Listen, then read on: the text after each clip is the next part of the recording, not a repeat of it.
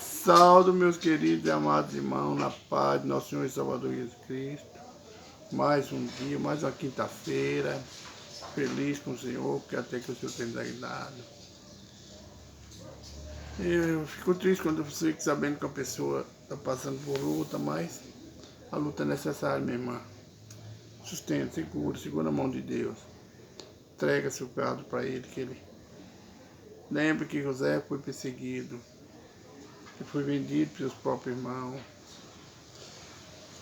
Ele foi escravo, ele passou por um deserto muito grande, muita luta. Ele foi pro calabouço.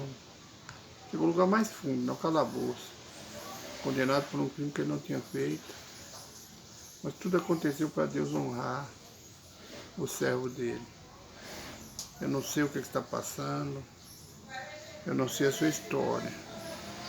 Mas eu fico muito triste de saber que você está passando por essa luta, mas eu me alegro porque eu sei que Deus está no controle. Ele está preparando o melhor para você.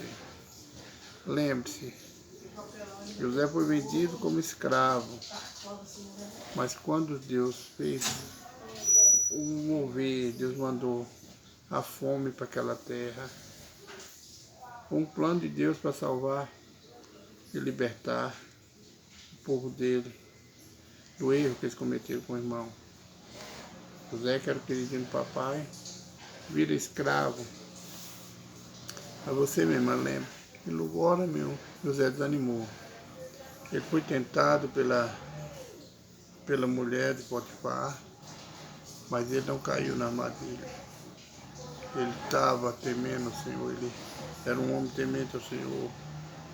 Ele sabia que não podia pecar. Se ele pecasse, estava pecando somente contra o próprio corpo, nem contra o faraó, mas estava pecando contra o próprio Deus. O faraó não. O soldado do faraó, o homem lá que servia o faraó. Então ele sabia que ele não estaria pecando somente contra o corpo dele, nem somente contra o seu amo, mas estava pecando contra o próprio Deus desobediente. Ele não se importou de ir para o calabouço, mas ele sabia que ele estava limpo do pecado. Você talvez está passando por essa luta, mas se alegre que Deus vai julgar as pessoas que te perseguem. Não peça a Deus isso. Peça a Deus que os abençoe, que transforme, que mude. Não peça nunca o mal para ninguém. Peça somente bênção. Deus conhece teu coração. Essa amargura, essa tristeza que está passando agora, Deus vai acabar. É um deserto que Deus está colocando fim. E eu quero falar para você, minha amiga, pode contar comigo. Nas orações estou orando desde aquele primeiro áudio que você pediu que orasse. Desde aquele dia eu te apresento. E apresento todos vocês, mas a oração para minha irmã é especial. Irmã Maria Socorro também perdeu uma amiga. Deus a tomou, levou. Deus sabe todas as coisas. É Deus que consola os corações. Mas Deus tem nos dado vida, irmão. Temos a alegria de poder lá abraçar.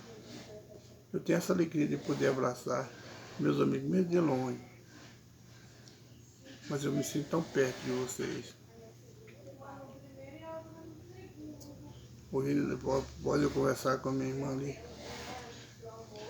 Ela é do estado da Bahia. Eu me alegrei, pensei, Senhor, como você é tão bom. Que um homem pecador, o Senhor me deu o privilégio de ter palavra para comportar essa tua filha. Nós estamos orando. Às vezes a gente não sabe o propósito que Deus tem conosco. Nós queremos coisa grande. Eu me alegro quando eu lembro que logo que eu me converti, aqueles irmãos que oram pelos dons, né? Eu nunca pedi oração, irmão, eu não gosto de pedir. Eu não gosto de... Eu sinto assim que muitas profecias são profetadas, então não estou julgando. Mas eu não gosto de pedir oração.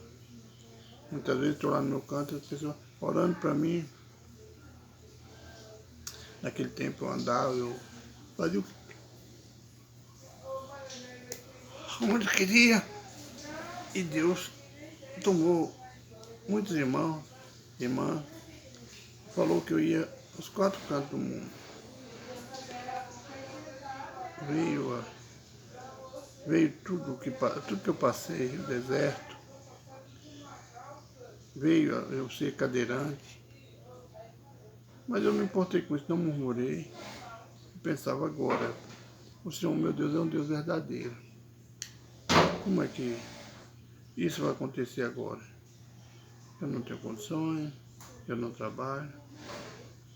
E hoje eu sinto alegria de quando abro meu Face, pessoas de outros países. Talvez eles não entendam o que eu falo, mas tem uns que traduzem, eu sei. Pessoas da Espanha, de muitos países da África, da Inglaterra. Eles respondem do seu jeito, amém. Então eu creio que por aí o propósito de Deus. Às vezes, na época, eu nunca pensei isso, mas eu sou franco.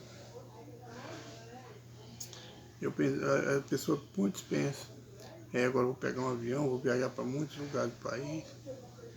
E a gente começa a ficar soberbo. Muitos lugares do mundo, quer dizer, perdão. Aí a gente começa a ficar soberbo e querer se engrandecer. Mas eu não pensava assim, eu guardava aquelas profecias. Hoje eu entendo.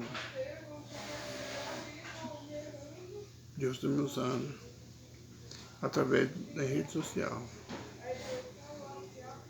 Eu creio que é por aí, mas não estou falando, não sei se é isso, mas eu creio que é por aí.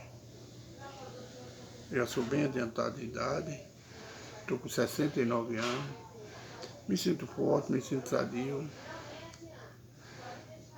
Depende das pessoas, muitas coisas dependem das pessoas. Mas eu não me sinto uma pessoa enferma. Apesar das dores que não me abandonam, é 24 horas comigo, mas elas estão comigo, mas eu não estou com elas. Eu sinto, mas eu rejeito elas. Não é de Deus, não foi Deus que me deu isso. Ele permitiu. É o deserto que eu tenho que passar. E eu sou grato ao Senhor por tudo que eu estou passando. Continuo pedindo perdão que eu erro. Nessa dependência minha, às vezes as pessoas têm seu jeito, têm seu tempo, têm sua paciência, eu não tenho. Eu sempre fui impaciente. Eu lembro quando as pessoas fechavam a boca, eu já estava fazendo. Eu falei, isso eu já estava fazendo. Muitas vezes a gente faz errado. E a gente quer que seja todo mundo igual a gente. E hoje às vezes estou aqui, o pessoal está lá na sala, assistindo televisão, grito. E ninguém escuta, eu desisto. Quando vem aí o nervosismo ataca. Até que na hora que eu desisto, eu não. Só fico ali, sentado, quieto, deitado. A hora que a pessoa aparece, depois de muito tempo, irmão. Você me chamou alguma vez? Aí eu fico, eu tenho pedido ao Senhor que me dá controle, que ele tire isso de mim. Eu tenho que ser humilde, irmão. Nem todo mundo é igual. Mas eu estou feliz com o Senhor. Principalmente pelas bênçãos que Ele tem me dado, que são vocês. Vocês são as bênçãos. Eu sinto muito por a pessoa que pede dinheiro. A gente às vezes não sabe se realmente estão necessitados. É muita gente mesmo que pede dinheiro. Eu fico triste não poder ajudar, mas eu creio que se eu tivesse muito dinheiro e ajudasse todos os pedidos de todos que pedem ajuda, dinheiro, tanto do Brasil como de fora, eu creio que eu já estaria bem pobre, estaria mendigando. Eu creio. O que a gente tem é para dar, mas tem que saber administrar. A palavra do Senhor diz que não é dar para depois vir pedir. Lá no livro de Provérbios. Não é dar para depois pedir, não. É para ajudar de acordo com a nossa de acordo com a nossa condição de ajudar. E é muita coisa, irmão. Eu me entristeço quando vejo isso. Também é muita oferta também que eu recebo de herança. É muita coisa. Aí eu me entristeço também. Eu sei que são pessoas querendo que eu passe meus dados para me furtar. E assim acontece com você também. Eu sei que o que é meu, Deus está preparando. E o que for meu, Ele vai dar um sinal. Ele vai me mostrar. Lembra quando Eliseu estava lá no monte, fugindo de Acabe? Ele manda o servo dele chamar os soldados, o centurião e buscar. Ele fala, o rei manda descer, ele diz, se eu sou homem de Deus, desça fogo do céu e consome. Consumiu aqueles 50 centuriões, aqueles 50 homens. O rei mandou mais outro exército. E a palavra do profeta foi o mesmo. Deus mandou um terceiro, o rei mandou um terceiro. Esse foi humilde. Ele falou, eu sei o que Deus fez com aqueles 50, aqueles 100, aqueles dois que vieram e seu exército foi destruído. Mas ele pediu misericórdia ao Senhor, que a pedida dele daqueles 50 soldados foi preciosa perante Eliseu. E Deus falou, é esse, vai com ele. Então Deus sabe o tempo certo. Ele sabe o que é para dizer meu e o que é meu. Assim é para você também, meu irmão. Lembre sempre, Deus está sempre olhando por nós. Então, não vamos precipitar com as oferendas. Esse tempo, a irmã lá do Mato Grosso do Sul falou que a mesma coisa. Que mandou para mim uma herança. Ela perguntou para mim o que eu quero para me orar. Eu falei, não, irmã, não vou nem orar. É cilada, não vale não. Não pega, não aceita, simplesmente fala que não quer, ou então não responde dele. Ela me mandou no meu zap, ele sei onde for, mas não aceita. Vamos para a oração, irmão? Vamos para a palavra? Senhor, meu Deus, meu Pai, estou aqui, Pai, na Tua presença, Pai, agradecendo por mais um dia, pelo calor, pela chuva, pela família, pelo alimento, pela cama que dormimos, o Senhor permitir que mais um vídeo vá ao ar, Pai. Perdoa meus pecados, minhas falhas, minhas transgressões, por all pensamento e ignorância que eu fiz, passou aí, e Senhor, perdoa-me, Pai. Pai, fala conosco hoje, Pai, no livro do profeta 1 Samuel, capítulo 5. Que não sei o que eu quero ouvir, não o que eu quero falar, mas que o Teu Espírito tenha falado através do Teu servo. Ele-me aqui, Pai, para fazer a vontade do Senhor. Seja para educação, seja para exaltação, seja para consolo. Faça-se tudo conforme a Tua vontade. Amém. A arca, o capítulo 5 de 1 Samuel diz, a arca na terra dos filisteus.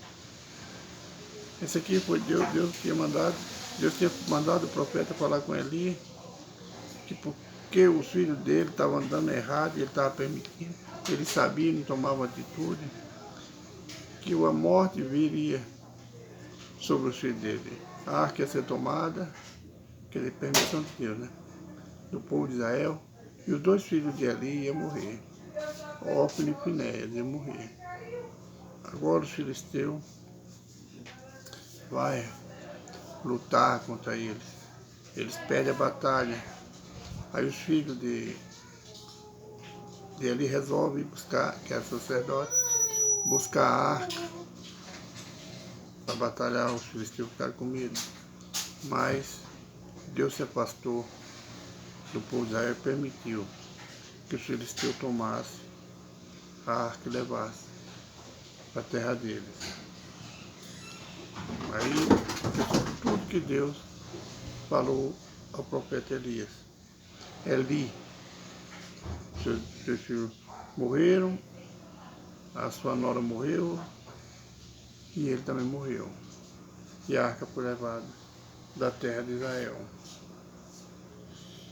E os filisteus, pois, tomaram a arca de Deus e trouxeram a Ebenezer, de Ebenezer a Asdod. E tomaram os filisteus a arca de Deus e a colocaram na casa de Dagom e a puseram junto a Dagom.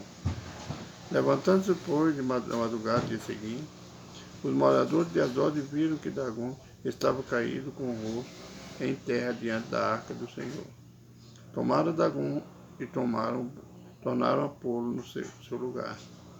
E levantando-se de madrugada no dia seguinte, pela manhã, eis que Dagom jazia caído, com o rosto em terra diante da arca do Senhor. Porém, a cabeça de Dagom e as duas mãos estavam cortadas sobre a soleira da porta, somente o tronco ficou a Dagom. Aqui Deus mostrando para os filisteus que o Deus dele não era nada. Eles puseram a arca de Deus junto no templo do Deus dele, do Deus estranho dele. E Deus não mistura, a luz não mistura com as trevas. Deus mostrando ali para eles que ele é Deus. Ele não é uma figura. Ele é a vontade dele que prevalece, não é a vontade do homem. Mostrando para eles que eles derrotaram o povo de Israel,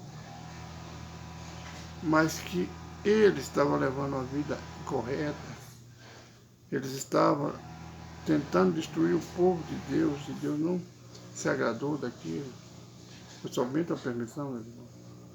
Então, eles põem a arca da aliança, a arca de Deus, ali no templo do Deus dele, Dagom. E Deus mostrando para o povo, os filisteus, que o Deus dele não tinha poder, não derrotava ninguém. Tudo que acontece é permissão de Deus. E ali Deus, pela sua ira, derrubou aquela imagem de escultura, quebrou, despedaçou, e eles resolvem tirar a arca do templo de Dagom, da terra dele, e mandar para outro lugar. Deus não agradou dos lugares que a arca dele passou. Deus agrada, a arca tinha que ficar no lugar santo, conduzido pelos levitas, mas eram irmãos estranhos que estavam conduzindo a arca do Senhor, para lugares estranhos, por uma terra que Deus não escolheu para ficar, por um povo que Deus não rejeitou porque não era o povo dele, é um povo que adorava imagem. Então Deus fere aquela cidade com enfermidades. A palavra do Senhor diz que é com hemorroida, enfermidade cruel. Diz que a doença era tão grave que eles gritavam, que ninguém suportava a dor, ninguém podia ouvir o grito, aquele povo era tão grande. Irmãos, quando a gente está sendo perseguido o inimigo, quando Deus entra na nossa causa, aquele que está te perseguindo, o inimigo, ele vai gritar, ele vai gemer, porque ele vai tratar com Deus. Ele está mexendo com os filhos de Deus. Ele está mexendo com você, uma pessoa escolhida de Deus, uma pessoa que serve ao Senhor. E o inimigo geme, ele chora, ele clama, ele murmura, ele grita, ele geme, porque ele não suporta quando Deus toca nele. Nosso Deus é amor, mas ele é fogo consumidor. O amor que Deus tem por nós, ele queima o pecado, ele queima o pecador, ele queima o inimigo, aquele que te persegue. E a dor que ele sente é cruel, mas o inimigo não desiste de te perseguir. Muitas vezes você está passando uma luta, está gemendo, está caindo, está se arrastando, está chorando, pensa que não vai aguentar, mas é a hora que Deus entrar, tomar providência para curar as tuas feridas, para te resgatar da onde você caiu, da onde nós caímos. Pode ter certeza que aquele que está te perseguindo, que está se alegrando com a tua dor, que está se alegrando com a tua derrota, ele vai chorar, ele vai gemer. Não se alegre por isso. Se alegre porque Deus está te acudindo, porque Deus está te ajudando. Não se alegre com a derrota do seu inimigo, porque Deus está tratando com ele para que o nome dele seja exaltado. Deus está tratando por amor a Ele e por amor a você. Não se divirta com a dor do seu inimigo, daqueles que te perseguem, daqueles que desejam mal. Mas pede ao Senhor que o liberte. Não se alegre quando aquele que te perseguia está sendo derrotado. Quando você começa a ver a ruína daqueles que te perseguiam, começa a ver chorar. Eu já vi pessoas chorar. Toma, agora o que eu passei, você está passando errado. Não é assim não. Peça ao Senhor, salva, irmão. Salva, Senhor, por amor do teu nome. Salva essa vida. Não peça misericórdia, não. Eu tenho visto muitas profecias. Essa eu ainda não entendi. Já vi pessoas passando profecia. Não para mim, para outras pessoas. Eu sou atento a tudo na igreja. Eu vi passando uma certa vez com uma luta que ela está passando, que é tratar com a pessoa. E falou, não peça misericórdia. Não peça misericórdia. Aí a gente não sabe, não. É onde eu gosto de ficar calado, ouvir, mas não julgar. Eu procuro entender dentro da palavra. Porque pedir misericórdia é quando você não aguenta. Eu peço uma misericórdia por mim. O Senhor tenha misericórdia de mim, que eu sou pecador. Então quando a gente chega a pedir misericórdia, que a gente sabe que se a gente continuar do mesmo jeito que a gente está, com as mesmas atitudes, as mesmas ações, nós sabemos que nós vamos perder a nossa vida. Então eu clamo por misericórdia sobre minha vida. E um dia eu vi um tempo desse eu vi um irmão passando um recado para a irmã, ou para o irmão, não lembro bem, foi o irmão, que ele não pedisse misericórdia. Eu pensei, eu sou graça eu te dou, então nunca recebi uma profecia dela, para não pedir misericórdia. Eu sou fraco, irmão. Qualquer coisinha eu estou me derretendo. Então, irmão, os filisteus destruíram, mataram os sacerdotes do Senhor, porque eles foram desobedientes. E ali foi um propósito de Deus levantar Samuel para ser sacerdote, para ungir o primeiro rei de Israel. Ali foi o propósito de Deus. Deus permite, irmão. Quando você está em desobediência, quando eu estou em desobediência, Deus permite a coisa acontecer.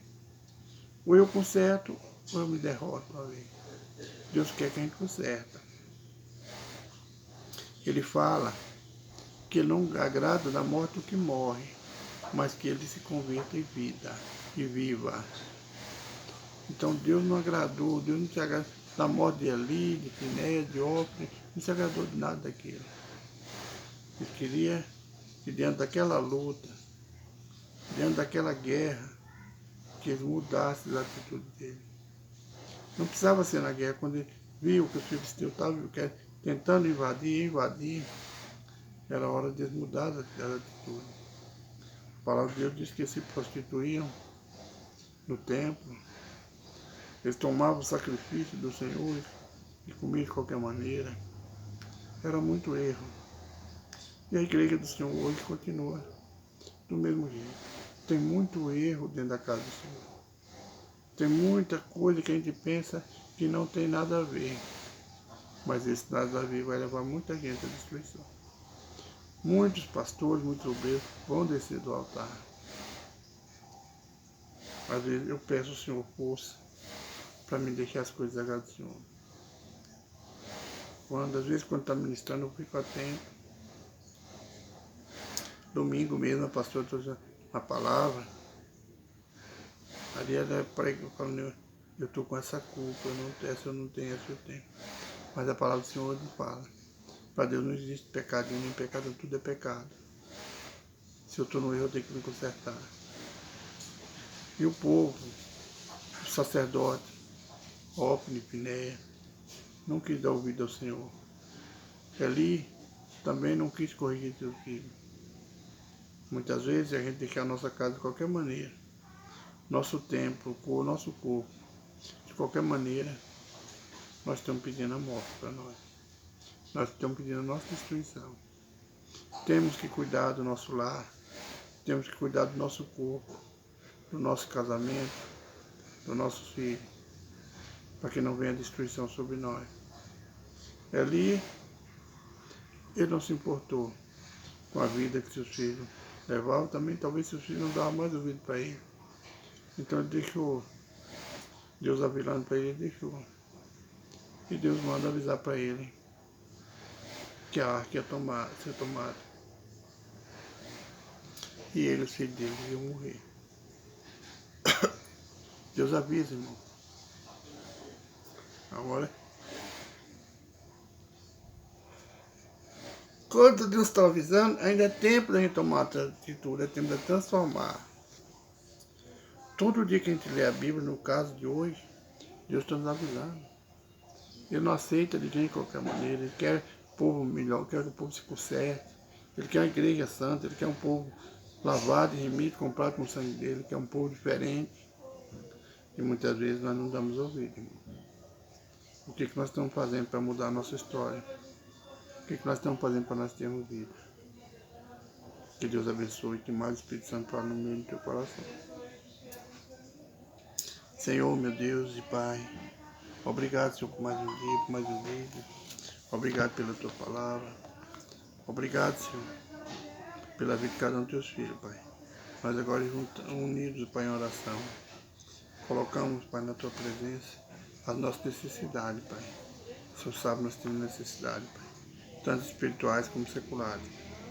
Pai, tem causa na justiça, tem lares, Pai, precisando ser restaurados, família precisando ser restaurada.